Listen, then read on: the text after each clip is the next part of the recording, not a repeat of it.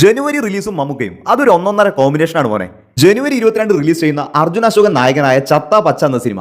ആ സിനിമ ഇപ്പോൾ ട്രെൻഡിംഗ് ആയി നിൽക്കുന്നതിന് കാരണം നമ്മുടെ സ്വന്തം മമ്മൂക്കയാണ്. ജനുവരി റിലീസായി എത്തുന്ന സിനിമയിൽ മമ്മൂക്കയുടെ സാന്നിധ്യം ഉണ്ടെങ്കിൽ ആ സിനിമ സൂപ്പർ ഹിറ്റ് ആണെന്നൊരു അടക്കം പറച്ചിൽ സിനിമാ മേഖലയിൽ ഇപ്പോൾ ഉണ്ട്. അതിന് കാരണം മറ്റൊന്നുമല്ല, 2024 ജയറാം നായകനായ അബ്ബാനുൽ തോമസ് സംവിധാനം ചെയ്ത ഓസ്ലർ എന്ന സിനിമയും 2025 ആസിഫ് അലി നായകനായ രേഖാചിത്രം എന്ന സിനിമയും. ഈ രണ്ട് സിനിമകളും ജാനുവരി മാസത്തിൽ റിലീസ് ചെയ്ത സിനിമകളാണെന്ന് മാത്രമല്ല, ഈ രണ്ട് സിനിമയിലും മമ്മൂക്ക അതിഥി വേഷത്തിൽ എത്തിയിരുന്നു. ഈ രണ്ട് സിനിമകളും ജാനുവരിയിലെ സൂപ്പർ ഹിറ്റുകളുമായി മാറിയിരുന്നു.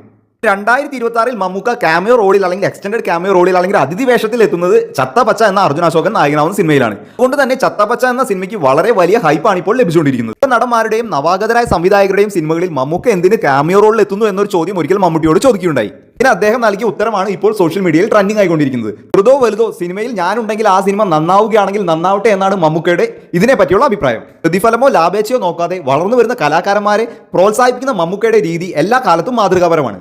അപ്പോൾ കാത്തിരിക്കാം ജനുവരിയിലെ മമ്മൂക്കയുടെ ഭാഗ്യം ഈ പ്രാവശ്യം ചത്തപ്പച്ചയുടെ കൂടെ ഉണ്ടാകുമോ എന്നറിയാനായിട്ട്.